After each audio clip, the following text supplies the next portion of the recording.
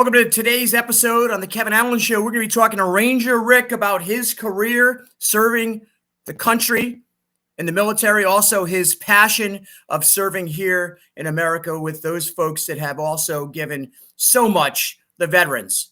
Ranger Rick from North Carolina on the Kevin Allen Show today.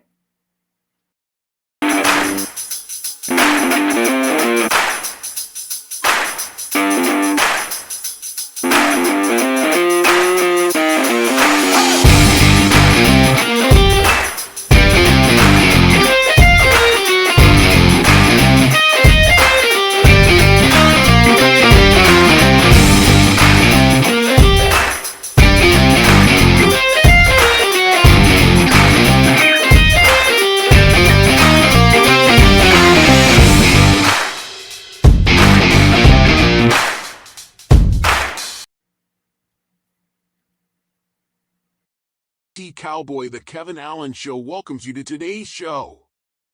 So, sit back, relax, and put your thinking caps on, and remember to share, like, and subscribe. And welcome to today's show. We're going to be having a friend of mine that I met on this journey that I've been sharing with all of you as we've traveled across this country. We've made some really great friends down at in the Fort Bragg area in North Carolina. Of course, I'm talking about Cracking Skulls, our friend Chad down there. He's been on the show before. We actually advertised the beard oil, and I am proud to say every time I'm down in the southern states, I got to stop over at Cracking Skulls and get a beard trim. But this story with our new friend here, Ranger Rick, is going to be one that I think most people can, they'll understand. It's someone who got into the military, was able to achieve some great things and even some great struggles. He's going to share his journey with us right here. Let's welcome Ranger Rick to the Kevin Allen Show. How you doing, brother? Hey, how's it going, brother? Good, good. It's been a while. It's been several months since you and I actually met. I believe I was standing right outside the shop, and we were talking, or actually the restaurant we had lunch at, and we had a chance to talk right next to your Jeep that's all done up. You have many causes here that you are involved with. But before we get into that, let's talk about you, Ranger Rick, the story. How did you find yourself in the military? How did you become a Ranger? And talk about some of those things that, you've worked hard at in life. Okay. Well, once again, I just want to thank you for having me on the show. It was great meeting you. Great conversation that day. Got to listen to a little bit about my story, and you're like, hey, man, need to have you on the show. And then with your travels and my travels, finally we connected. Yep. So I was born in Belize, raised in New Jersey. My mom, my four sisters, my stepdad. Went to high school, Jersey City. Wasn't working out. I guess sometimes some of us need more challenges than just regular day at school. Mm-hmm. So my mom put me into a program called Youth Corps AmeriCorps. In that program, you get your GED, but you also have the option of going to work at a museum, working in an admin office, or working on a rescue squad, and eventually becoming an EMT. Oh, wow. Okay. So I chose that. And I was about 16 going on 17, and decided to do that. So I did the program. And what was great about this was they paid you to go to school. Mm-hmm. So, I probably got like $275 every month. But to me, that was, that was spending cash, right? You got a little spending cash in your pocket. Exactly. Not a bad deal. And of course, my mom being the way she is, is like, okay, I got to go home and give half to my mom, and then I got to do what I wanted to. Mm-hmm. So eventually I graduated the program, and I actually ended up getting my EMT-B certificate before I actually got my GED at that point. Okay. So I passed that, became an EMT. I worked as an EMT for about a couple months until my mom decided once again to set my next path, and she went to the recruiter and talked to a recruiter and signed me up in the Army. So you joined the Army, and Mom was the driving force behind getting you really out of the situation. Now, you said Jersey City, right? That was yes. Jersey City. Jersey City's no joke, is it? Oh yeah, it's no joke. Especially back then.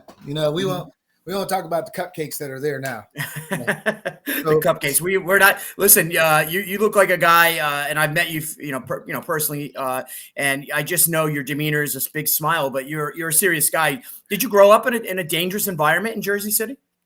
I wouldn't say dangerous, but it's a trial every day. We grew up 4 blocks away from the projects.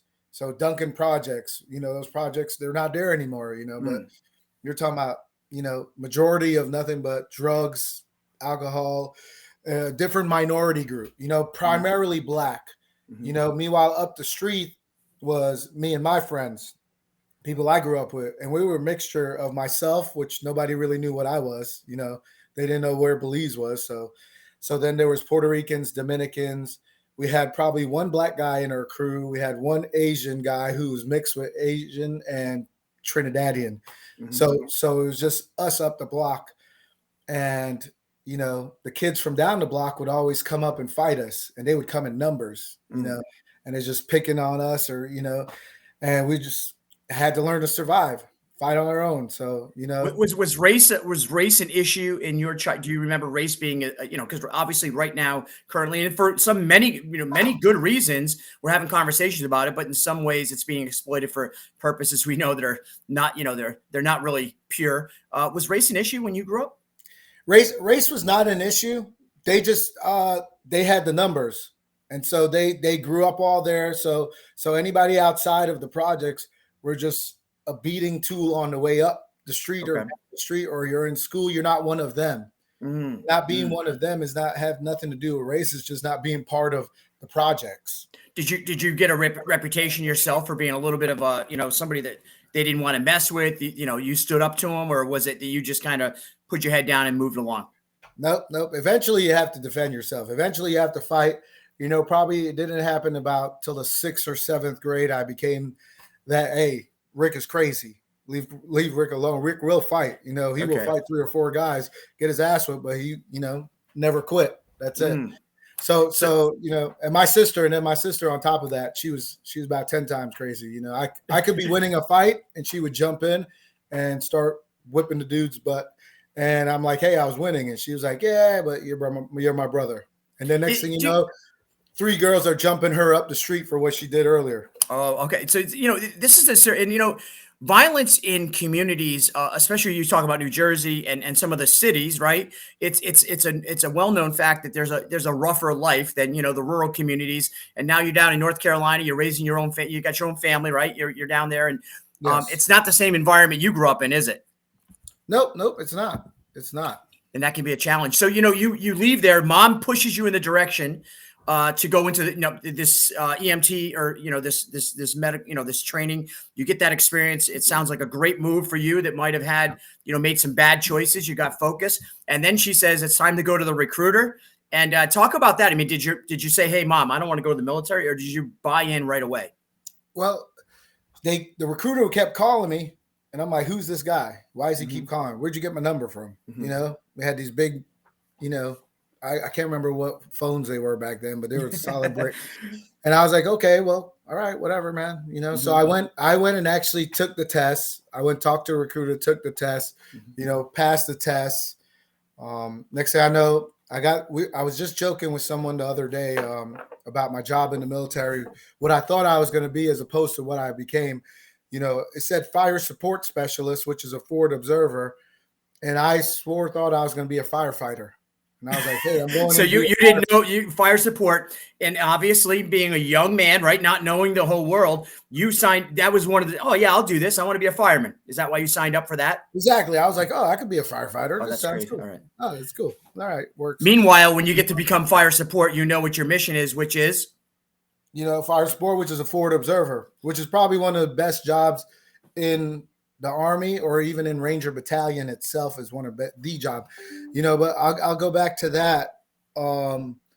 So eventually I did everything. And the night before I left, like 6 o'clock in the evening, 5, 6 o'clock, I packed a few things, and my mom's like, where are you going? And I was like, well, you should know where I'm going. And she's like, where are you going? I don't know where you're going. I was like, well, you signed me up, so I'm off to basic training. She's like, what? Are you serious? I was like, yep, headed to Oklahoma. She's like, when? I was like, tonight, right now. My ride's downstairs. Gotta go. Love you. Bye. And I left. How old are you? How old are you when you made you went 18?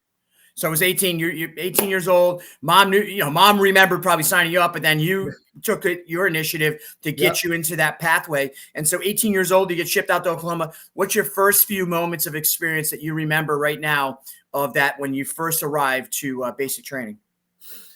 It was I mean, I was on the plane. I met one of my best friends, I'm still best friends with. He's a cop up in Philly, and he was a big dude. I was not a big dude.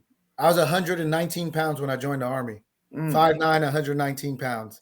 So, and he was a big dude, which probably was like 150, 160. And I was like, oh, wow, this dude, we're clicked. We're going to be good.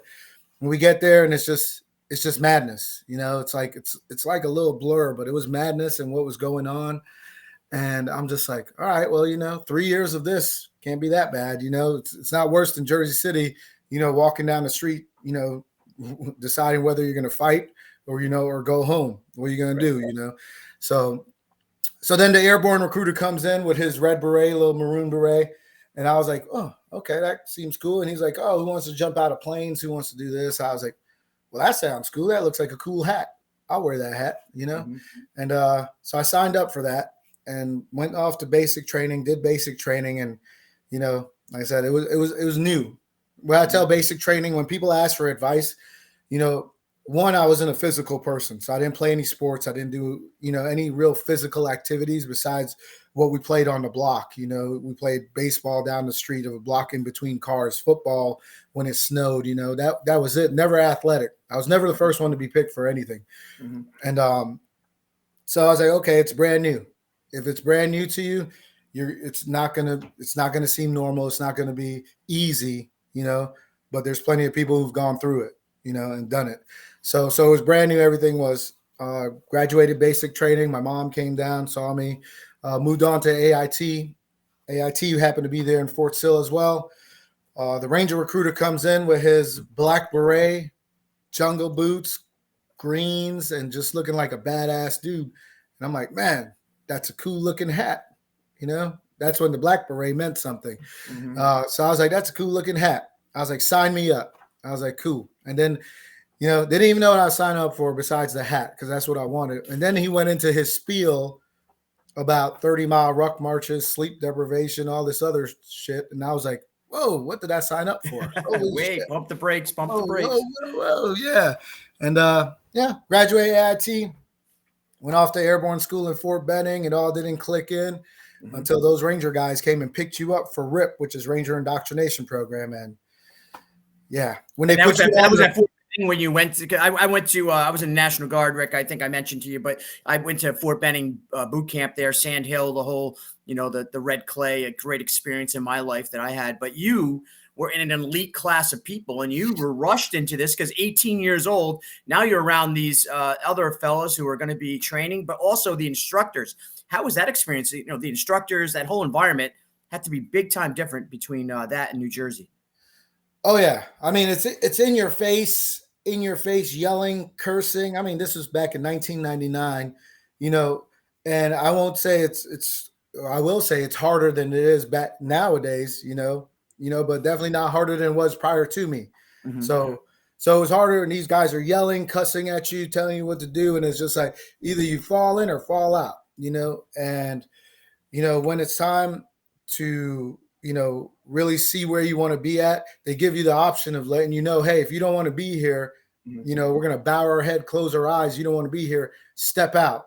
And This was after we ran a mile in boots down the road, from airborne to the RIP compound.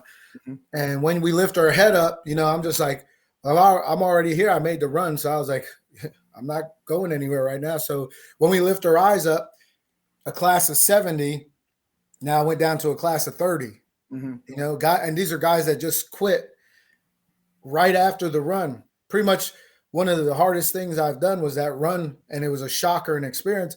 So why should I quit after I just finished this hard thing? You accomplished that big, yeah. But you also didn't even realize that run was going to, I mean, you had no knowledge, right? I mean, I'm hearing that.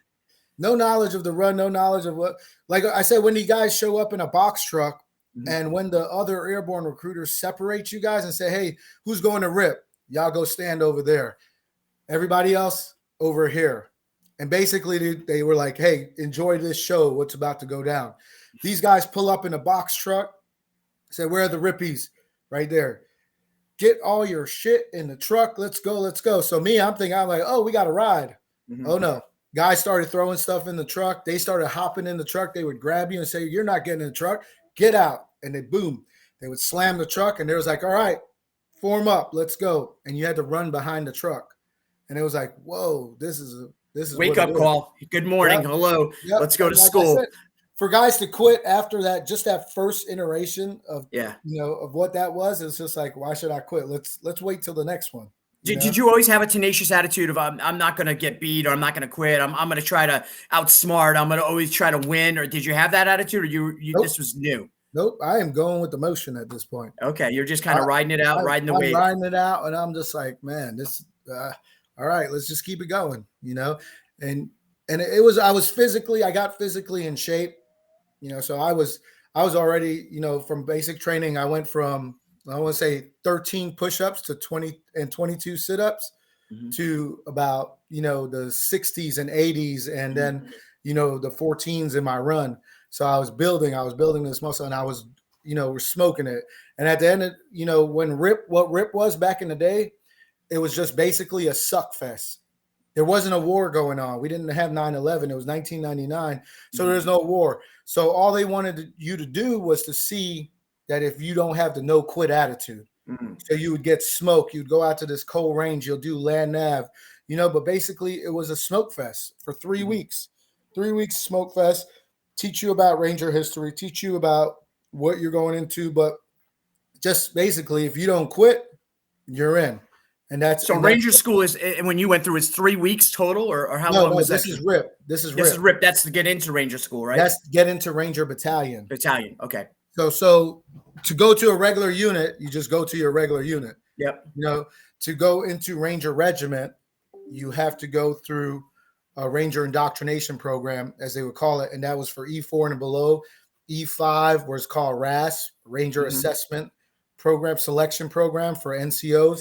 So like I said, in order to go into Ranger Regiment, you had to, go through a selection process. And that's how people were chosen. I was an FO, so I was an 11 Bravo. So those guys were heavy by the numbers. Yep. And so if one quit, it was okay. We had another one ready to go in. I actually went through RIP 3 times. Not a lot of people know that, but first time I made it out to Coal Range. I didn't make the road march. I was about, 3 people behind the last person. So I was like number 4. So I didn't make it. So they gave me the option to recycle. So I did. I recycled. I practiced my road march. I did my road march because that was my weakness, was road marching. I went through it a second time. Boom, made it all the way to the end, leaving Coal Range. And I go to walk around a person, and the ground was unlevel, and boom, fell off, twisted my ankle. I tried to keep going. This is the end of 3 weeks. I tried to keep going, and I just couldn't keep up with the formation, and they threw me on the truck. And I was like, God damn it. And they was like, all right, well, you're going to go through it again? I was like, hell yeah, I'm going to go through it again. 3 times. 3 times. Let's go. And at this point, it was instilled what a Ranger was, the Black Beret. I got to see a bunch of different guys around and got to learn a lot more about it. So I was like, no, if you give me the opportunity, I am going to continue on. So I did. I went through the 3rd time and finally made it, and it was easier that time.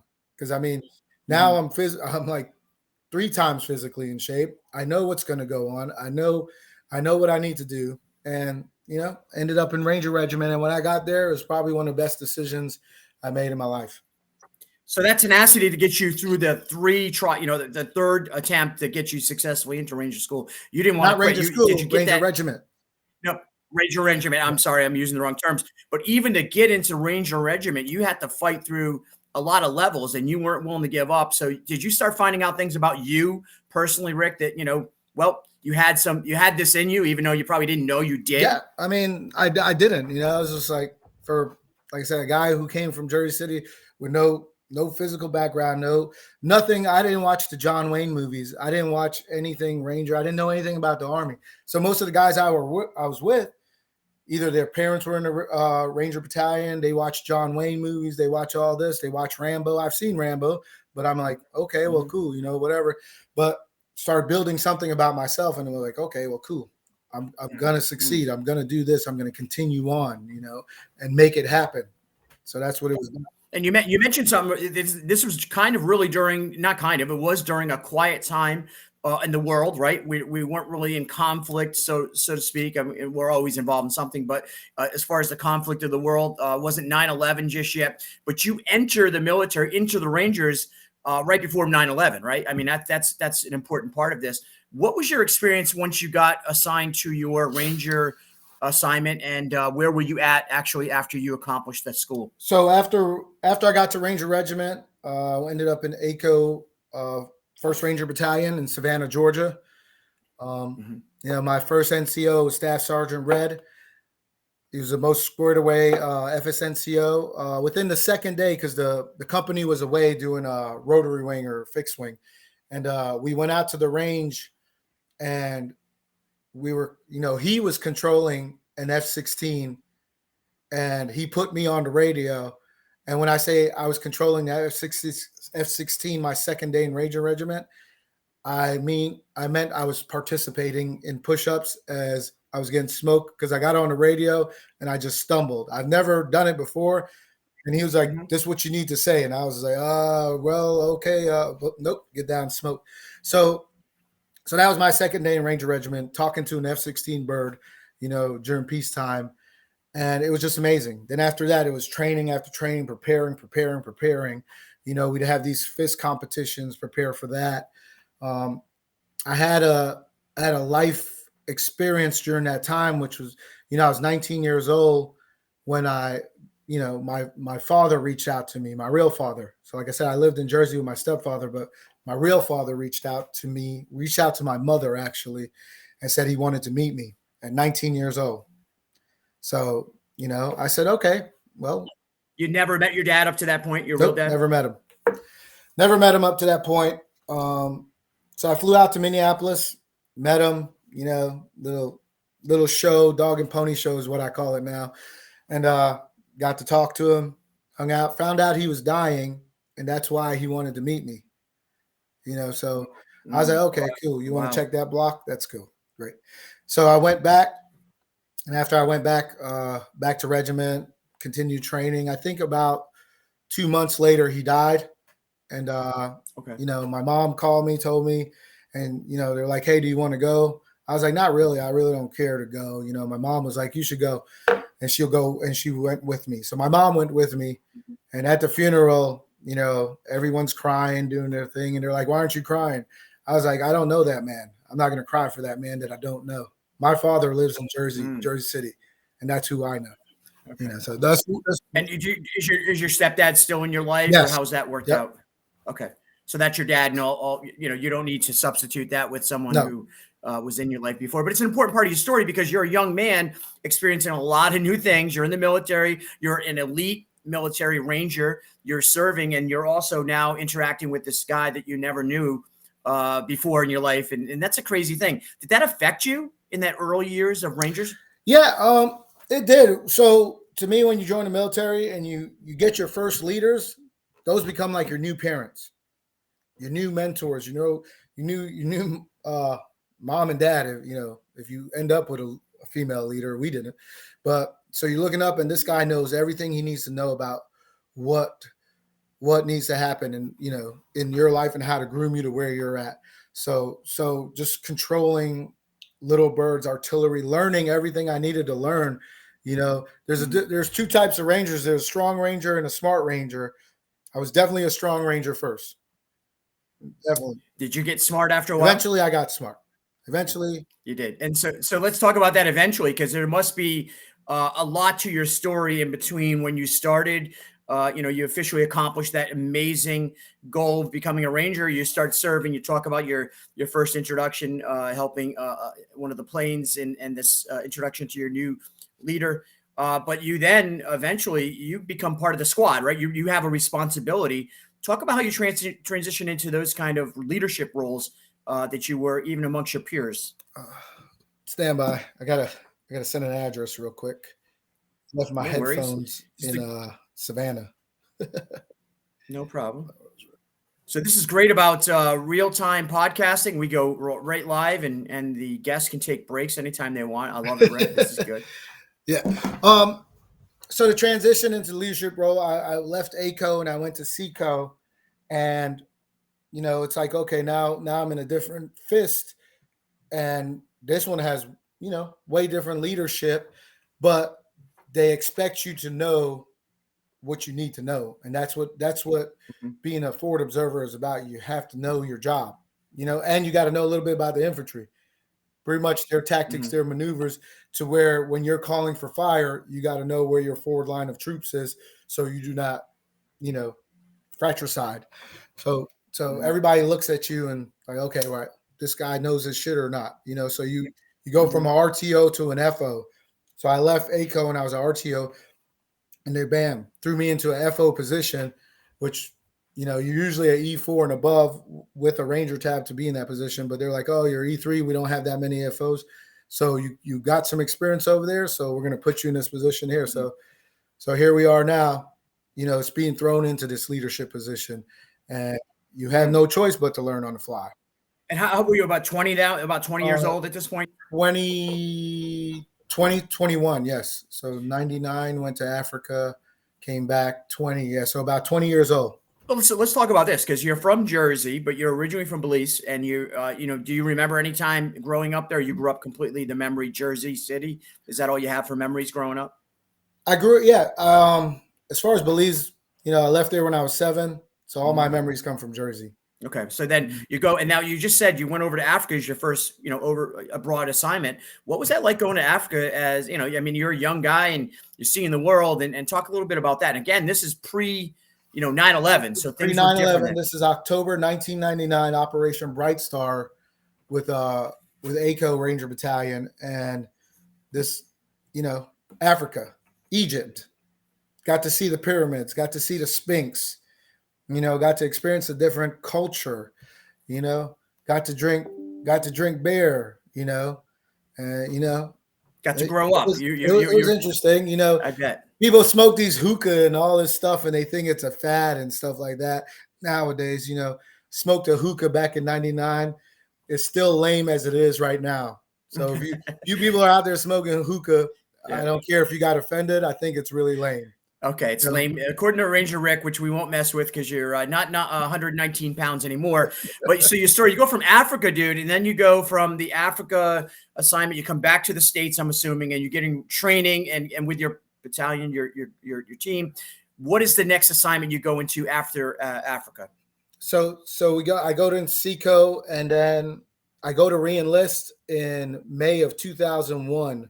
So my time was ready to come out to re-enlist.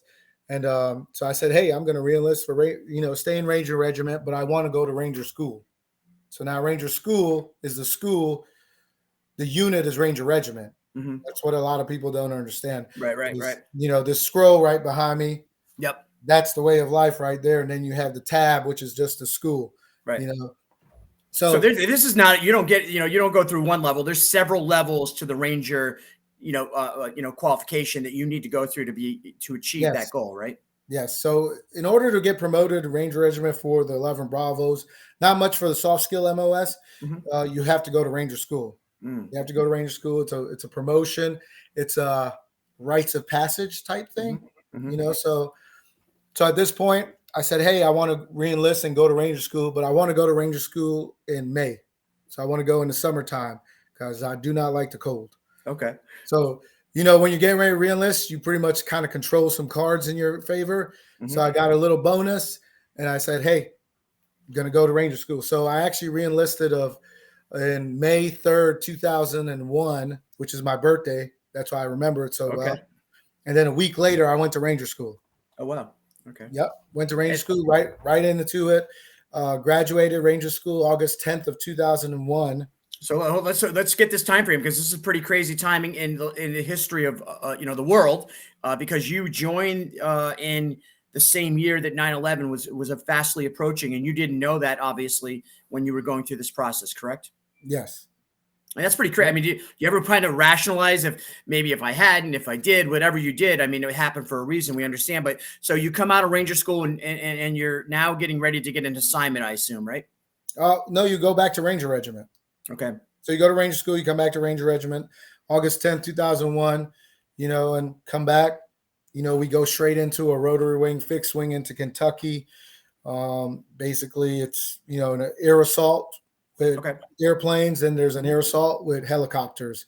And you're talking about you land in a Chinook, you get out that Chinook, you run towards your objective, and me as the FO, I'm controlling a little bird that's coming overhead, blasting rockets at the target prior to the assault force going into it. So that's where I say you got to know where your troops are, where the tactics is. You got to know the plan, right? So you don't have fratricide. That's part of that forward move. You're seeing Yep. all the targets before everyone else. You're giving those locations to the team, Yep. and that's how that works. And so you found your way into this team. You achieve Ranger School. You're now back to the unit, and now you're getting ready. I don't want to speed you up because I'm maybe getting more excited than I should. 9/11's about to happen. Yes. So 9/11, probably about 2 weeks later after that, 9/11 happened. Sitting in my room with my roommate, listen to some Shakira, because that's what we listen to in the morning when we wake up. And next thing you know, the news hits. Everybody's like, "Hey, turn on the news," and we're watching this, and we're like, "Holy shit!" And then within minutes, we're like, "We're going to war. We're going to war." Were you angry when you saw it for the first time? When you saw the towers, the planes, the situation? Did you, being in the military as a Ranger, an elite member of the military, did you get angry? What was your emotions like? We didn't sit there and watch it in its entirety, because basically you watch the first plane hit, and I don't even remember if we end up watching the second plane, but basically we went on a lockdown status. Everything went on lockdown status. Mm-hmm. We had to get in our security postures and stuff like that. Just, lock down the buildings. Everybody was doing what they need to do and just preparing for it. So it was like we didn't watch it unfold. Later on that day was when we caught up with what we saw, and it was just like, holy shit, that just really happened. And me being from Jersey, that's right across the river from Jersey City, where I grew up. So it hits home a lot with that. So did you have anybody, when you say that, did you have anyone you knew that was, that maybe was involved? Did you have anybody that in your life that was involved in 9/11? No one that passed away, but the rescue squads that I was part of, they definitely responded to it through the days as come. So they did respond to 9/11. Plainfield Rescue Squad I was part of. A couple buddies worked for Jersey City Medical Center and Bergen Line. So they did all respond to that, guys I work with. So there was that feeling of knowing that someone there. You have to. You're down here. You're in the Ranger. You've achieved the Ranger position, but yet you're looking at just less than a 10-minute flight, bird flight to your destination where you grew up in Jersey City to where this took place. You could see it probably even from where you were growing up. Now, 9/11 had a lot of confusion, obviously, a lot of reaction, emotionally driven patriotism. But also driven by some political movements that we know were taking place under the administration then of George W. Bush and, of course, Cheney. I don't want to get into your political point of view because right now, at this time in your life, you're a soldier. You're doing what you're told. What was the next move after 9/11, after they figure out, okay, we need to react as a military, as a country? What was the next move for you? Where did you go? Next move, so we deployed, Ranger Regiment deployed, and we were on RF1, 1st Ranger Battalion. And of course, 9/11 happened, and 3rd Ranger Battalion, which is close to the flagpole, took it. I want to say they took it from us because we were RF1, so we were supposed to be the first to deploy. Mm-hmm. And because Ranger Regiment and 3rd Battalion are close together, they got the mission, which was bullshit. You still to this day, even after everything that's going on in your life, you're emotional. Like you still competitively wanted to be that. You trained for this day, and your team and you wanted to be there, right? Exactly. We were supposed to be the first in, but because those 3rd back guys were next to the flagpole, so they went first. So I like to just give them a big finger on that one. Okay, they took our mission, but anyways, everybody got their piece. We had ACO eventually deployed to them. We stayed 2 companies behind. And, next year came around, 2002, so it's like, all right, let's wait around for our turn, And, eventually just, like to party. So It's so you handle things in a somewhat, and I think this is obvious. We'll get to this towards the end of the interview, but I don't want to call it cavalier, but you're kind of chill about all this energy, right? But you're a young guy. You're in your 20s. You just re-upped. You went through and successfully accomplished something that you always wanted to do. You then are forced with almost being competitive to the unknown. What's going on over. What are we going to in Afghanistan? What are we going to do? And I think it's important that we understand 9/11 was the opening to where we are currently, right? Like what's going on in Ukraine. It hasn't ended for many folks that have been in the military yet. You went over, what was your next assignment outside of the United States after 9/11? After 9/11, like I said, I left Ranger Regiment. I went over to Korea. I spent a year over there in Korea. I had an alcohol-related incident in regiment. Me and someone else, and there was just like, oh, can't have it at this time. We're just too tight in it. So I was like, okay, cool. So they sent me. I went to Korea, and I spent a year in Korea. I spent a year training. Was that like a discipline for your mishap with alcohol? Yep, it was, and spent a year in Korea. It really helped me. The knowledge I brought to that unit was great, and all I did was, I worked out. I was physically in shape. I was mentally equivalent to an E7. I could say that because I knew more than the E7 knew in that unit. And, so kind of led the way with our team there as far as training, mentoring, and just being that guy. And eventually I looked at it and I was like, I need to go do something else. I don't need to be part of the regular army, because that's what they consider. If you're not in special operations or one of those units, you're considered the regular army. And let me tell you, these guys in Korea the regular army was a little high standard for what they were doing. I was just like, I couldn't imagine going to war with these guys. Okay. They weren't up to snuff. If you needed the battle buddy, this was not your team you were picking. Nope. What'd you do after North Korea? If you were, after you left that assignment? Not North Korea. No, I meant to say Korea. I want to clarify. You weren't with hanging out with Jun Young Chin or whatever it was. Yeah. But what did you do after that assignment? Obviously, 9/11's taking place. You probably, wanting to get into the situation, right? Yeah. So I decided to go to SF selection. Oh, wow. I decided to go to SF selection, and it was something I wasn't really interested in. And I was just like, once again, I said, oh, that sounds interesting. Oh, but it's elite. I mean, SF is another notch, right? It's another notch higher. It's up there. It's a mission. It's a Green Beret. So at that time, I'm just like, okay, well, I'll go. Let's see what happens, and then I get to go home on leave. So I went there, and I'm just like, oh, this is interesting. I'll wait till they kick me out or I don't make it. Okay. And I was like, because some of the intro to selection was just like, wow, this is pretty freaking cool. I was like, I didn't know I was signing up for this. Let's go. Then learn some cool land nav stuff. Eventually passed selection, on the first time. Thank goodness this time. On the first time, I actually kind of smoked it. And, it was great.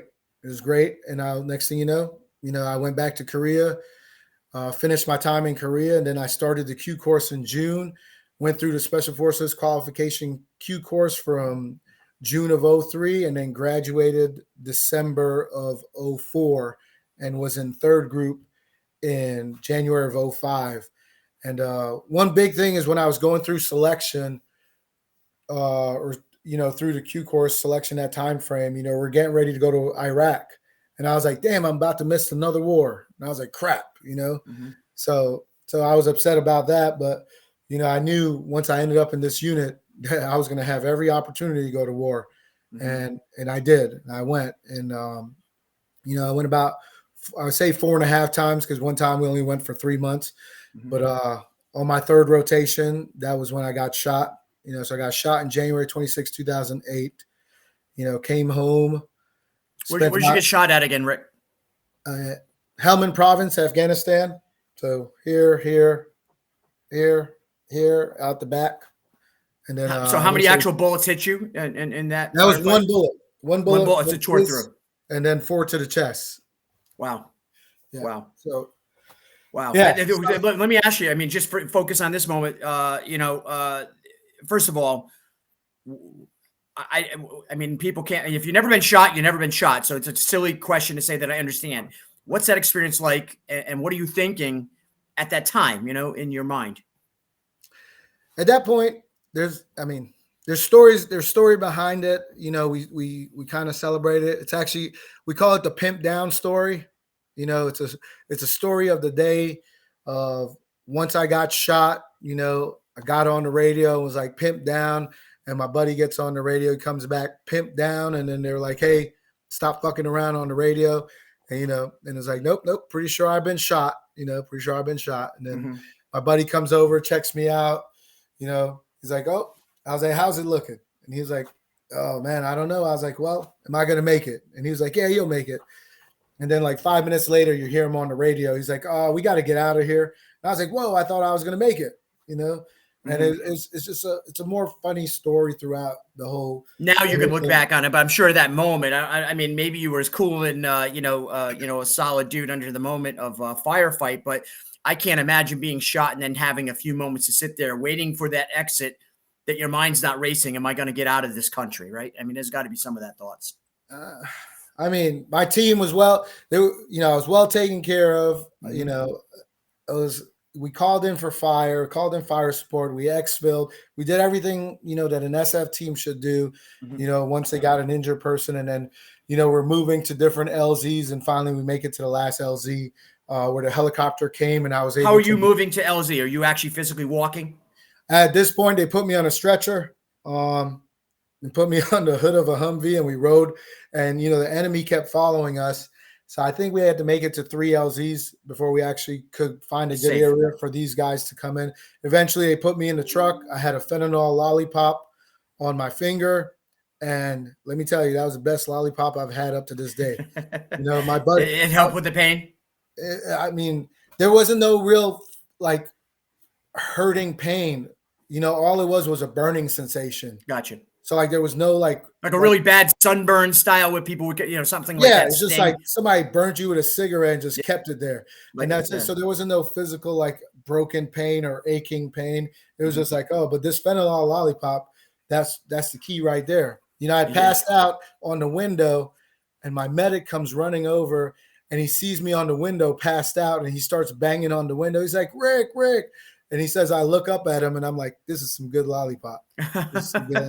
So cool under fire. Rick, of course, Ranger Rick, your story is one that could be probably, we could do 3 or 4 episodes on these stories you have, but you went through this experience, Jersey, getting into the military with your mom's advice, really your direction, which is a mind blower in itself. And then you find yourself all the way into this elite status, and you're eventually shot in a war, a very politically motivated situation, but nonetheless, you're a warrior. So you're in that moment.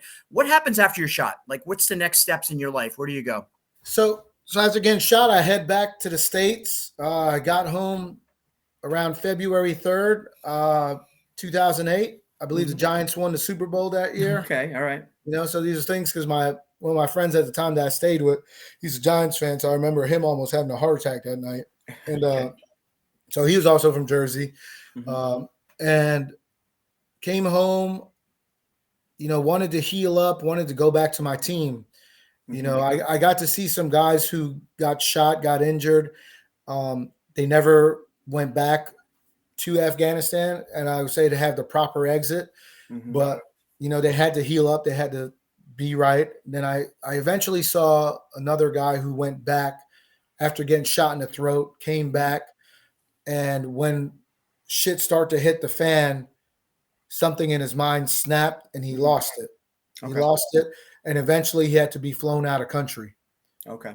So that's where I said, hey, I need to go back. I need to go back to my team. I need to do that. So eventually I healed up with, some, follow-up visits to the hospital, some Jameson, and, just healed up in about a month and a half. And that sounds really to the normal, average, everyday individual who's not committed to the causes that you have committed your life to while serving. That's odd to other people, right? Nobody wants to go run back into a fire or a burning building concept, right? So, but you Do you think that's entrenched in you, or did you develop that while you're getting trained in the military? That's part of that training that takes place, or you have to have it? I think people train for what what they are expecting. As far as the the intestinal fortitude and the fight to go on, or just the loyalty of being there for other people, Mhm. that comes within you. That is learned. When if you don't have loyalty right off the bat, Mhm. but you start to experience people who have loyalty and who develop that friendship with you, Sure. then you start to develop that too. You start to develop that trust, that loyalty in others, because so many people have instilled it upon you when you didn't expect it. Now this is something that grows inside you, and Is it that's a is it a family concept of this is my community, my team, my family? They yes, matter. exactly. Yeah. Okay. Nope. These are the guys I fight next to. These are the guys who saved my life and make sure I got out of there, Mhm. so I can make it home. Now, being home, I want to go back. So eventually I healed up.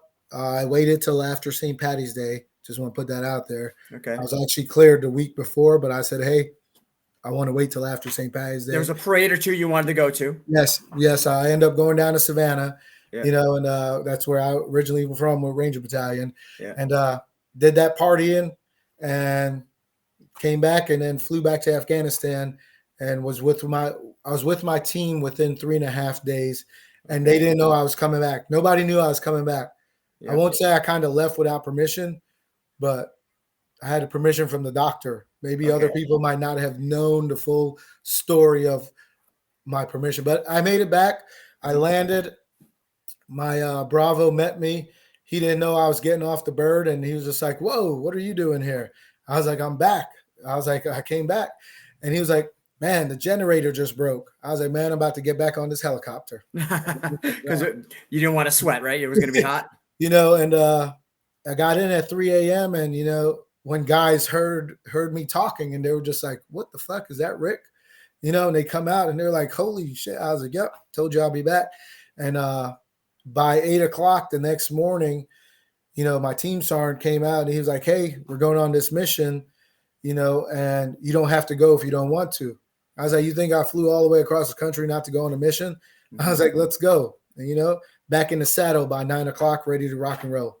And so you were back on a mission, and this mission wasn't, like going to pick up a pack of smokes at the corner store. This was a real deal, No, obviously, operation. no, this was actually like what do you call it? It's a humanitarian mission. So we had Okay. psyops or civil affairs with us. So it was an easy mission. Just go out, interact with the people. KLE, I think, key leaders engagement. Mhm. So it wasn't nothing that stressful. I mean, and even if it was, I would have still went. That's just how it is. You're back. I didn't come back to sit down.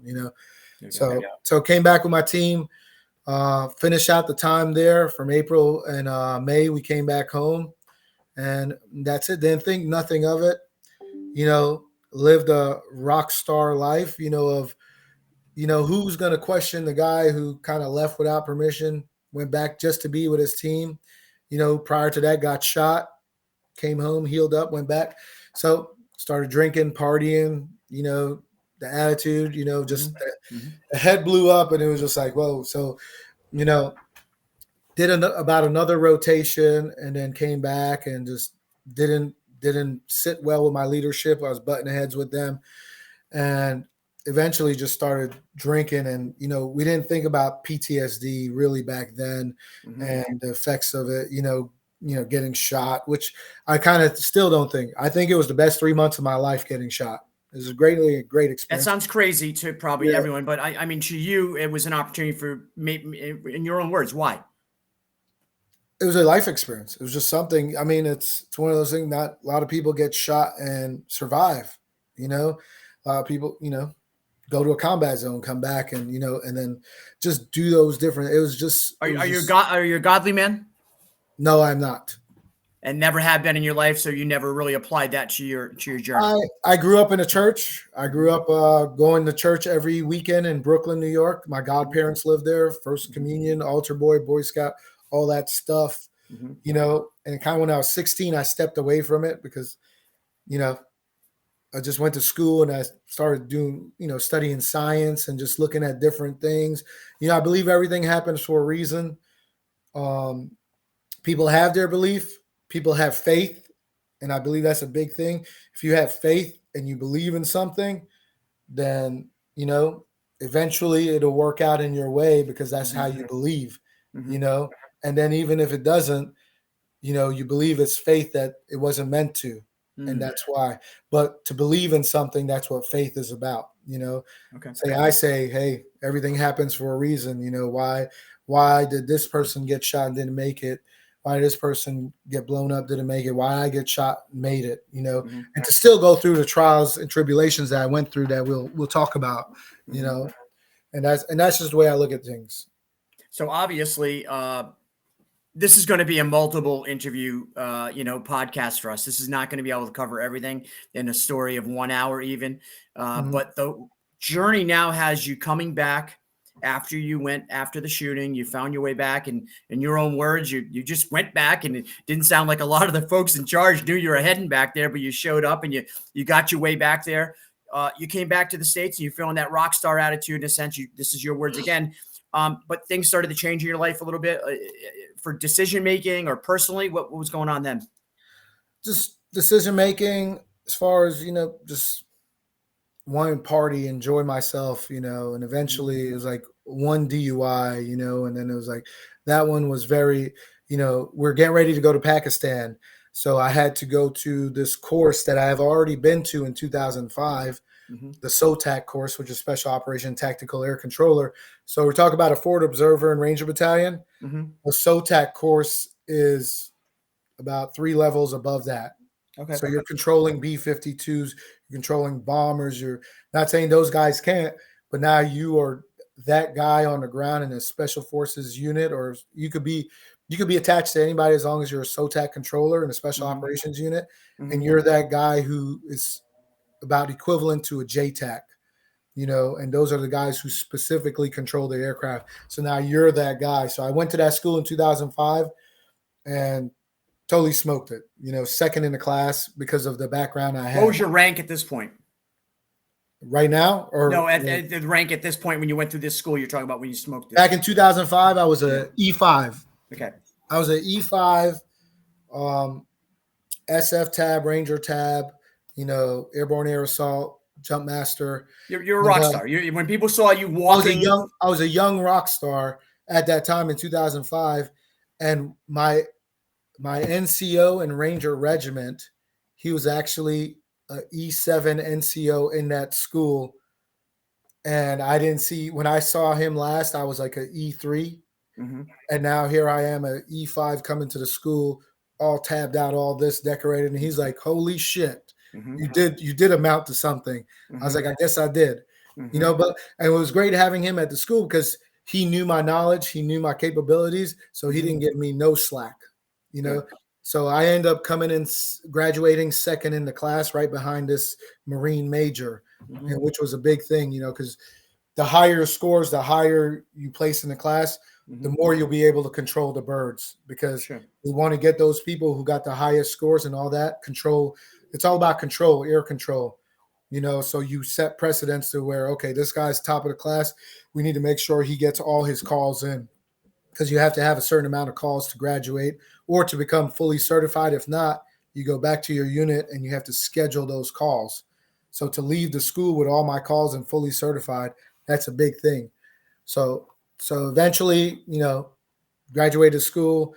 Then I had to go back in 2009 to prepare for Pakistan, and went back there. At this point now, I'm a E7. Multiple combat deployments. Been shot. How many years total, Rick, had you served at that point? E7. How many years had you been in? So I had been 4 years. 4 years at that point. So 4 years at that point. I made E7 right in 2008, pretty much right after I got shot. Made E7. I won't say that's why, but it's okay. It's okay if they did it, But yeah. So I went back to school. Here I am now, E7. Combat tours, Purple Heart, all this stuff, and didn't take the school seriously. I was like, I passed it once with flying colors. I'll do it again. Let me tell you, those 4 years, I don't know what happened to my learning skills, but I couldn't remember stuff that I did 4 years ago there, as far as academically wise, because the same one of the same instructors were there, civilian, and he's like, "You remember this? You remember this?" And I was like, "Actually, I don't. I don't. Well, you're I taking in don't." a lot. I mean, you Yeah. had, I mean, in 4 years, or even in the short career that you had, although it might seem long, you had a lot of things that happened traumatic to you. Yeah, I mean, you're right. You're right. And eventually, we took partying over being in Yuma, Arizona, which not much partying, but still, and eventually got in trouble out there. Got a DUI out there. How many And DUIs? How many DUIs have you had at this point? You had one overseas. You had one in the States, and no, I this didn't is have one overseas. I oh, I had thought, one in '05 okay, when I first got to group okay. after jump master school. So it was like, boom, you do something here, and then it's like, bam. They're like, congratulations on jump master I thought school. you mentioned earlier in the interview, you mentioned something about earlier when you were overseas, the first deployment overseas, you had something with it, alcohol related incident or something. You said No, that was Ranger Regiment. Ranger. Okay, sorry, I'm A just Ranger Regiment. okay. So that was just, let me tell you, party hard. So I probably, and like I said, everything happens for a reason, but I probably went to jail at least twice before I was even 21 And that is in for the drinking. military prison system. No, regular civilian. Oh, But really? for just drinking and disorderly, it wasn't mainly, they didn't charge it as drinking because I was underage, but disorderly conduct. Mhm. Rangers like to fight in downtown Savannah. They pulled away from that, so they've cleaned up their, the guys and give them more like, hey, you can't be acting like that, Mhm. So at this point, it was a second DUI, and and this one was spotlighted because the school was a USASOC school, which that means they're looking down. That whole umbrella's on you. So for you to go to jail there in Yuma, Arizona, then they have to fly you back home. Oh, you're sitting on the man's red carpet at that point, Mhm. So it's like, all right, off the team, B team. So it took about a couple months of rebuilding, and but there was a lot of shattered dreams that I had of, promotion and advancing, and that's one of them that did it for me. So the battle of trying to get back to where I'm at, knowing that I will never be where I was at because of what this happened, but then also that battle of depression of, damn, I just did this. I'm not going to fucking do that. Those two battles right there were going head to head right there. And, eventually this one won of the depression and just fuck it. I'll just keep drinking and do that. And then I got my third DUI. And at that point it was over. They were like, you're done. There's nothing we can do for you. How many And total years in the military you had served up to that point where you had that third about DWI? 13. 13 years, and you wanted to do 20. You were a career Oh guy. yeah, You were going to stay in yeah. the I military. was going for a career, and Mhm. at that point, it's now it's like, all right, and you make your bed, you sleep in it, and that's one thing I always say. Everything happens for a reason, but you make your bed, you sleep in it, and I have no one to blame but myself for putting myself in those positions. And so now I'm going through the process of getting out the Army, and it's like still trying to fight the process. So I didn't claim PTSD. I didn't claim anything because in back of my mind, I had some hope that they were going to keep me in. Mhm. So it was probably one of the fastest times to get out. And I was like, I don't need this. I don't need that. Trying to G2 a memory game. Were you embarrassed and have some of those internal things that you were dealing with? Oh, yeah. Oh, yeah. Oh, definitely. It was. Humbling in a lot of ways when you look back, the moments. It was, but and it's as much as you want to tell people, it's like, don't look at me because I know you drink and drive this and that, but those guys don't get caught. Is it wrong? Is it right? Nope. But guess what? I'm the one in this position right now, so I can't look at anybody else and say, well, you do the same thing too. Well, guess what? You didn't get caught, but I did, and here I am now, getting ready to have my world change and turn upside down. Has alcohol been something in your life that has been a problem, or is it just that when you were having the outlets, letting that energy out, it always had alcohol as a combination to it? It sounds like in some of the trouble. Has that been an issue? It has been where we seek alcohol for celebration, for depression, for those were the two main things. You drink when someone dies, you drink when you're celebrating. And that's the thing. Hey, let's go downtown, let's party, let's drink. We just finished training, or we just graduated Ranger school, and Right. it's one or the other. And that's how it was always been. It's like back and forth. Let's just go drink. Let's sit at the bar. So there's times where I've taken back in the last few years, a couple of years where I'm like, okay, well, cool. I'm gonna take a week off from drinking Mhm. and not drink during the week. Focus on what I need to focus. When I go do things, I focus on what I need to focus on. And that's where I stopped drinking. But sometimes it get excessive, and we get those moments that come back and hit us to where all we want to do is just drink, because Mhm. you can't lose those memories, you can't lose those experiences, the men, women we lost. Are you an alcoholic? I wouldn't say that I'm an alcoholic, and Mhm. we joke about alcoholic goes to meetings. I Well, don't. I'm an alcoholic. I'm a you complete go to alcoholic who meetings. needed to stop drinking.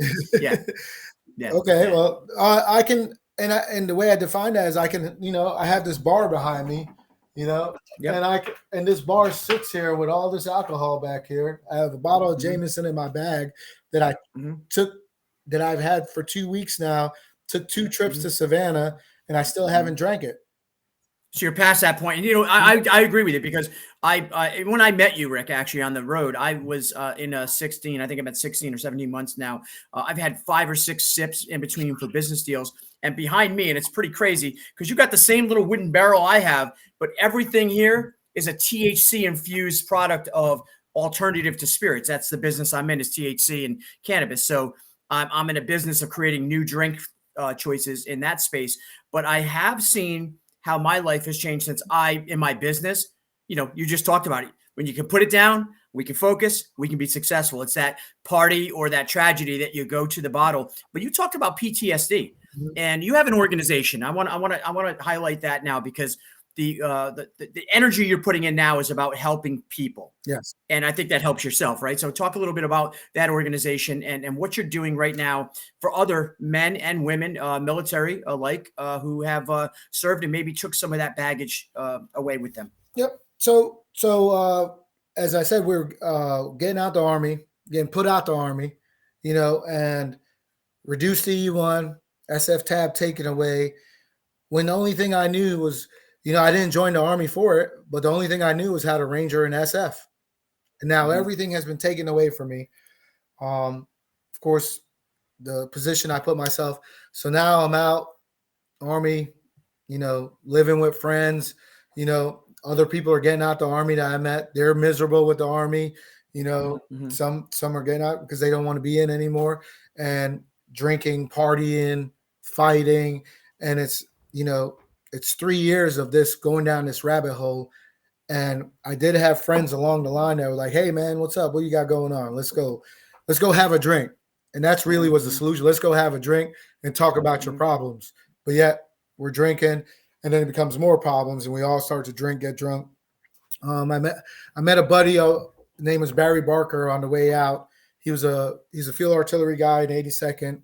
We hung around in the same areas, and then eventually we saw each other, met each other, and became real good friends. For a whole Mhm. year, probably did not see him for 2 days out of that whole year. We hung out every Mhm. day, did different things. He would take me back and forth to where I need to be. We did side jobs where we would bartend, and we didn't know anything about bartending, and it was just a great relationship we developed, and called him my Mhm. best friend. He was there for me. He made me laugh and stuff like that. Eventually, he moved away to Seattle to be with his mom and family closer, and he became a commercial diver, underwater welder, and you know, end up committing suicide. So this was 3 years into a year of meeting him, and then about a year and a half, Mhm. 2 years, he's gone, and I'm still in and out of trouble, in and out of stupid shit, and he kills himself. You know, and I consider him my best friend. If you consider someone your best friend, you should be there for them. But I was too busy fucking Mhm. up my own life to even focus on those around me, you know, Mhm. and that just hit me right there to a point where I said, I'm gonna do something, fix myself. This This was the was wake the up wake up call that. call. Okay. This was the wake up call. I said, I'm gonna fix myself, get myself out of trouble, hopefully get myself out of trouble, and Mhm. start to work on things, start to develop things. So the next year, I was clearing up stuff I need to clear up, and you know, as a Purple Heart recipient, these Purple Heart signs were all around town. And I actually wanted a sign in front of the gym so I can park in front of the gym because I don't do cardio and I didn't feel like Mhm. walking far. So so I convinced them to get a sign. And eventually I looked at the sign and I said, hey, we should do something with the sign. So I said, let's dedicate a name to this sign. So that's what I did. Mhm. Dedicated a name to a Purple Heart sign with the name, rank, date of birth, date of departure, and that became a thing. So, the two people I dedicated to originally, they were, I reached out to them and they were all about it. And eventually we Mhm. kept going around to different places as this week went on. Say, hey, what do you think about this? What do you think about this? And by the end of 2 weeks, I had 7 signs going up that were dedicated to. And this came out of a tragedy, but you found a way. Yes, This is my this, thing to give back because of it's the it's tragedy. not it wasn't a thing to give back. I wasn't looking as a way to give back. And Mhm. we'll talk about the therapy form of it, where people was like, Okay. hey, what you're doing is very therapeutic. We understand. I was like, it was never therapeutic. I never considered therapeutic, but this was not my way of giving back and saying, hey, I Mhm. fucked up. I need to fix what I've done. No, this was an idea I came up with. I said, let's do it. We're honoring Mhm. people, and that's what we're going to do. So eventually I had my first ceremony, dedicated 7 different signs. The night before the ceremony, I didn't even know I was having a ceremony. I was just like, they told me, hey, the families are coming out. I was like, oh shit, I need to Mhm. do something. So I put together what is now the foundation of my ceremonies, Mhm. of my sign dedication, and created this sign dedication. And now we have these signs that are reserve veterans, reserve first responders, that have the gold plate with the rank, name, date of birth, date of departure. In the center is the unit. Top left is a QR code. So when you scan the QR code, you get the bio and the picture of the person that the sign is dedicated to. I have Mhm. 92 signs across the country right now, from Amazing. North Carolina to Florida to Texas to Seattle. That was Mhm. March 2016. May 2016 comes around. Barry's birthday is May 5th. Mine is May 3rd. Mhm. Everybody was doing the 22 push-ups a day, this and that. And I said, hey, 22 push-ups ain't nothing for guys like us. So let's do something else. How about we run? I've always enjoyed running in my body armor, my camo pants. And I said, hey, let's let's do something. Let's run. So let's run 2.22 miles, the 2 reflecting Mhm. off the 22 veterans a day committed suicide. At this point, Sure. Barry Barker, a year later after his death, was the only one I knew personally. I Mhm. saw the 22 push-ups a day. I'm like, okay, what's going on? But we all think a certain way until it affects us. Before Barry Mm. Barker killed himself, suicide was a coward way to go, was a selfish way. And that was our mentality. Until it affects us, then we start to rethink what's going on. So Sure. so with that, I said, okay, cool. So May 1st, I said, hey, I'm gonna put together a run in honor of Barry's birthday, and run every day until his birthday. And I Mhm. put it together. 2.22 miles, body armor, got the name tapes, and 55 people showed up to this rainy day on May 1st to honor Barry Barker. We had a girl show up with one other name, but other than that, everybody was there, and he was probably the only person that they knew personally. And we ran 2.22 miles, came back, did our 22 push-ups, spoke about Barry that day. And that's what that was created in his memory. And because Mhm. because my past, and people are like, oh, it's a one-time thing. No, so we continued on with the sign. Next year, I created the run again. Created the run. Next year we had Mhm. 80 people. Third year we had 300. Fourth year, the numbers for the last 3 years, we've had 900 to 1,000 people show up to this run. It's called the Man Okay. 22 Suicide Awareness Run. And now I wear 12 names on my body armor that I personally know, which is sad. Mhm. And as much as I would like to stop doing the run, we can't stop doing the run until we stop, suicide amongst our veterans and first responders. Has suicide ever been a thought that you have challenged yourself with, It have is. battled? It is. I was in trouble. I got out of jail one time, and I was staying with a buddy of mine, and I actually found his shotgun, and I put the shotgun in my mouth because, I was embarrassed. All the stuff I was going through, I didn't have anything. and I actually took the shotgun out of my mouth because of the taste. And I was like, this is horrible. I was like, all right. And that's kind of made me think about what I was going to do next, Snapped you out of what I that was going to moment. do next, and what was going to be done. So it was something contemplated. And, you know, it's always it's an option that people look at. You know, it's a permanent solution to a temporary problem. You know, I tell people you can prioritize the stuff that you have in your life. Prioritize, but you have to start with two things. And that's one is staying alive, two is staying free out of jail. You know, everything else you can prioritize. Just do it. But you got to stay alive and you got to stay free to be able to do everything else and just balance it out. Find out what needs to be handled first. Don't ignore those letters. Don't ignore those bills. Don't ignore those things that are continuously going to come at you. Open them all up, look at them, figure out, hey, okay, well, I have 10 days to fix this one. I have 40 days to fix this one. Go that route. You know, if you know that something that's going to affect your freedom, then you need to take care of that first. Ranger Rick, what have you done since you, that time when you even had the shotgun in your mouth? You obviously, thank goodness. I'm going to say thank God for my perspective that you didn't do it, and and not to push it on you, but I will say, since that moment, you've dedicated, right, and you've had this morph into this thing where you now are inspired. As you said, you're not going to stop until it stops, and we know that's the battle. Mental health is not just for military across the country, the world. Mental health is an issue. Yes.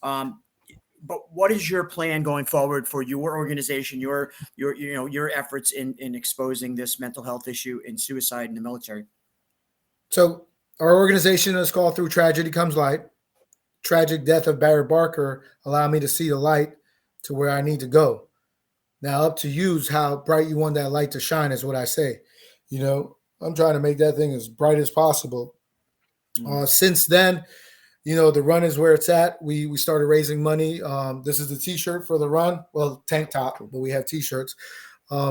And we've managed to raise money to give back to organizations that provide the mental health and way of life to help those veterans and first responders.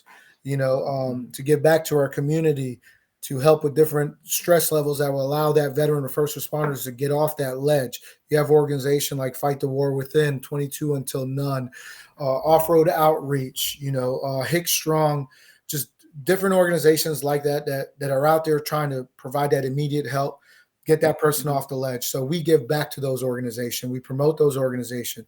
We bring in the families, the surviving families, let them know, hey, this is what we got going on. You have a family, you have a network here, you have something that you can base off of. When people come to the run from out of town, they really want to just move here because they just see what community. I tell people, you want to see what community is about? Come to Fort Bragg, come to Fayetteville, and you will see different entities of communities when it comes to veterans, first responders, homelessness, just overall taking care of your community during a tragedy.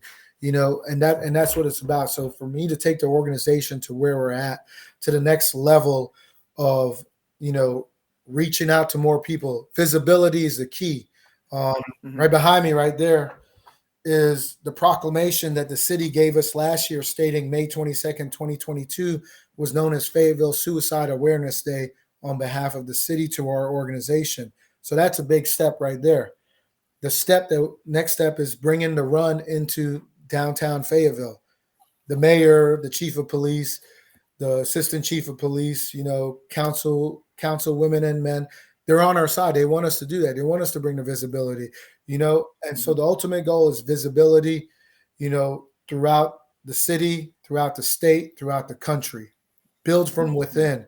And like you said, suicide is a big problem as far as the United States, per person, not just veterans and suicide, but when it started affecting our 0.01%, and that 0.01% is the one that defend this country, then we start to put a spotlight on it. But we've got to find where is that coming from. Now you have kids in the Army, and I say kids, they're 19, 20 years old. 3 weeks ago, we had 3 suicides from kids who did not deploy. There's an uptick in the younger population, even prior to seeing any active duty, overseas. Yes. There's an uptick in that suicide. Yes, there's like I said, the 3 kids that committed suicide 3 weeks ago, We're brand new in the Army. Never saw combat. Nothing. What do you think? What do you think is? When I was in basic training at Fort Benning, I think it was 1 or 2 suicides there, and I think that's a normal, unfortunate part of sort of the culture that was. You're certainly bringing some light. Do you look forward to maybe working with the military brass and dealing with some of those issues too down the road? Yes, definitely, definitely. I mean, we have a great guy as the garrison sergeant major right now. He's deployed with one of my buddies. So having him in that position and him knowing who I am and knowing about the organization, seeing us speak and understanding, okay, cool. Let's work together. Let's fix this. Let's figure out how to, put a curve on this problem as it may be. But with kids that young and brand new to the Army committing suicide, what I feel is, as a young man, a young woman, stepping away from your parents, stepping away from what you know, coming into a world where you don't know nothing about. Basic training AIT, guess what? You are getting the attention that you want there. You get a lot of good, some unnecessary attention too. But when you come to your unit and you're in your unit and you're not getting the leadership and mentor that you need to be getting, because one, it's you're in an environment where you come to work and the leadership, I believe now, treats it as a 9 to 5. You can't treat the Army as a 9 to 5. You can't treat these young soldiers that come in as, oh, it's 5 o'clock, gotta go. That's it. You gotta treat them as if they're your kids. They're young, they're impressionable, they need that mentorship. Would you leave your kids at home alone and go out and just be like, oh, well, cool, just enjoy, whatever. Not, they're young kids. Mm-hmm. I remember back in the day. And today's young kids, in all fairness too, and I think you get it, Rick, is they're different. They brought up in a different culture, the technology world, all the things that are playing out in that. And I do want to say this is a longer interview. I know we have a lot more topics to talk about, but I'm going to kind of wrap it up here because I want to make sure that we can get you back on and finish more about the causes you're battling, but then also get your commentary on just some topics of the day. Because I know from having a few moments and, pleasure to meet you personally and having this conversation for the people to get introduced for the first time on the Kevin Allen Show, you have a lot of things to offer and opinions. And I think are you going to write a book? It's funny because one of my buddies just wrote a book and he's like, let me know when you're ready for a book. And I was like, yeah, I'm ready for a book, but I want to, I feel like there's just so much more chapters in my life, but well, that's going to be part 2. Then you just write the first part. Just write the first one but nowadays the way guys my age are passing away and just, you never know what can happen tomorrow. So if I don't get it put down in a book or something written down, I mean, I've got these interviews, these podcasts that people can piece together, but there's certain stories, where I might have to change people's names, but it needs to be recorded. When I go see these World War II vets or these Vietnam vets, like we're going to see tomorrow, I want to know their stories, and it's like all of them should put it down somewhere, and you could just record them. But yes, I have thought about it. I'm not much of a read person, so I definitely have to put it on audio. So, but yeah, I think I'm sure you got people on your team that are going to help you put that together. And I can't wait to see that story told because it's a story of challenges. I mean, just the fact that you're, not born in this country, but yet you come here, you find a way to serve this country. You find a way through serving in this country to find really greatness and achievement. And you also find some tragedy, but you find a way out of that and you want to give back and help. Rick, it's a story that inspires people. We got to share it. Let me ask you, what would you tell people right now as we finish up this interview with you? If they're feeling down, depressed, they're feeling like there's nobody listening, there's nobody out there, what would you say to those folks? What I would say is take a minute, step back, gather your thoughts, and just think about those times where things were great, things were good. Make a phone call somebody. Someone you experienced those time with and say, hey, buddy, remember this? And it'll help you put yourself back in that train of thought or that mindset of positivity and the good memories, as opposed to, hey, I'm by myself, I'm all alone. Because when people think they're all alone by themselves in a corner, they're really not. Mm-hmm. You call somebody that you've experienced something with, and they will help jog that memory and help you remember those good times. Make that phone call. Also, be able to take that phone call when your buddy's calling you, because people will call you, check on you, shoot you a message, say, hey, and we choose to ignore it sometime. I want to say I missed 3 phone calls, but I told them all I was on a podcast with you. So all right. Well, we're gonna get you. We're gonna get you on the but phone no, calls for sure. no, I know they're not in need. It's not anybody that Right. I don't Gotcha. know. If it was somebody I don't know, and those are the times where you see it, it's like, oh wow, that person never calls me. How many calls do you take a day? Not that many. I mean, it's mostly text. But if I have to talk to you, then I'll talk to you. That's it. Mm-hmm. But Do you take a call from strangers that maybe have the same experiences? You'll take a call and just try to help. Is that what it is? Yes, definitely. I get messages on my Facebook a lot. Mm-hmm. Hey, I'm so and so. This person told me to reach out to you. Or hey, I've seen this. Kind of spoke, and I read their messages. I say, hey, thank you so much for reaching out. Blah blah. Definitely we can help. Here's my phone number. Bam, right off the bat. So I make first contact with them is over voice, talking to them and say, hey, let's talk, and then we can talk about anything, whether it's just supporting the organization or trying to help them find some type of resource or something, and it's that voice contact. We're too busy just texting, rather than, hey, let me call you, see what's up, how you doing, how's it going. Ranger Rick, where can people find you on those platforms? Do you have a platform that you can direct them Yes. So you can reach us through our organization page through tragedycomeslight.org. That's our organization page. It has our links to everything. Instagram, Facebook. You can reach me on Facebook as Ranger Rick. On Facebook, it's RNGER Rick.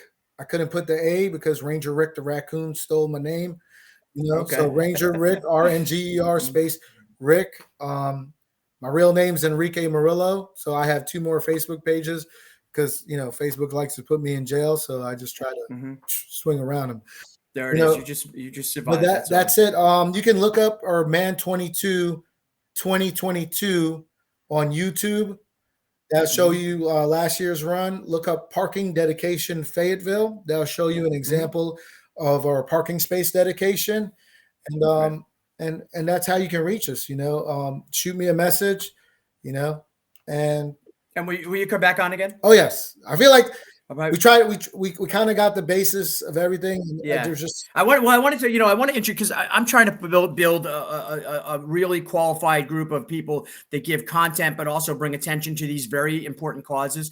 That's my passion going into this year, is trying to get really cause related issues. And you're that guy. I met you on my journey, and I naturally got gravitated to you, the story. I hope that we can get a better, opportunity here to actually explain more of the services, the projects you have coming up. We'll have you come back on the show. Ranger Rick, thank you so much. And please make sure you send all those contacts to Mark, our producer. So we'll put it on the show so everyone can have those resources available to them. Ranger Rick, thank you so much. Hey, thank you, brother. I really appreciate it. Thank you so much. There you go. Yep. Thank you. And there you go. I think another great example of a young man whose journey, came from Jersey City to serving in the military, around the world in some really dangerous places, talking about his, the time when he got shot, to all the other experiences he went through, battles with, the alcohol, the depression, and then eventually having one of his personal friends commit suicide caused him to take a hard look. And what he did was react. He didn't sit down and say, oh, well, I wish I had done something. And all those regrets are real. It's what you do from an experience. And Ranger Rick's an example exactly of what you do when you have those very tragic examples in life. Guys, this episode of the Kevin Allen Show is brought to you by, that's right, Joey Guns LLC. Go and check them out, Joey Guns LLC, right here in Connecticut. You can check them out online at Joey Guns LLC. They are located in the northern, I guess it's called the quiet corner of Connecticut, northeastern corner, right up by Rhode Island and Massachusetts. Wide selection of all the latest guns. That's right, I can say guns. It's legal still to say that here in this great country. And accessories. Go and check out Joey Guns LLC. Let them know the Kevin Allen Show sent you. Pour the finest coffee, folks. That's right. Go and try a cup today. Pour the finest coffee from 4 retired New York City detectives. Went on to become entrepreneurs and start a coffee company. Great coffee, Get $1 off all your purchases using the promo code Kevin Allen. Go and check them out today. Patriot Cigar Company, go and check them out today as well. Patriot Cigar Company, of course, Alan Jacoby, the founder of Patriot Podcast Network, him and Bob, but also the Alan Jacoby, The Great Divide Show, our good friend. He started a cigar company. If you're into cigars, go and check them out. Use the promo code Kevin Allen and you will get a discount on all your purchases. Guys, have you checked out, if you have a business across America, I don't care what your business is, it could be Ranger Rick's, his nonprofit, it could be, Cracking Skulls, whoever it is, become a proud member of patriot-owned-businesses.net, POB. They come on the show occasionally. Go and check them out. There's about 20,000 members, I believe, or at least near there. They're growing across the country. Great group of just a grassroots group of people that started this organization. Of course, all proud business owners in America. And, American pride, especially in business, should be celebrated. MRCA, Military Rodeo Cowboys Association. We're really, really excited. We talked to the Mountain Man, who will be doing an interview soon here right on the Kevin Allen Show out of Colorado. We have now officially become part of the MRCA, Military Rodeo Cowboy Associations, and we are going to be working with them. I believe it is in May or June. They have their first rodeo coming up in Texas. We're going to be flying down there and being a part of the MRCA's Military Rodeo. I can't wait to get him on to explain what's actually what's in store for 2023 with their organization and our partnership here on the Kevin Allen Show. Guys, got a chance to hear from a individual who put his life on the line and served his country. And through tragedy, through greatness, and through opportunity, he's able to find his way into actually giving back and helping people. Suicide prevention. In the military, 22. We all know, Rick talked about it as well. We know the number of estimated suicides per day of retired military and currently serving. He talked even most recently about 3 of the young soldiers down in Fayetteville, right there at Fort Bragg, who had recently committed suicide. This is a epidemic of sorts, and we need to be attentive to it, especially those of us who love America and appreciate the fact that we can live in a free society because of men and women just like Rick. I hope you enjoyed today's episode. Real talk with real people about real issues.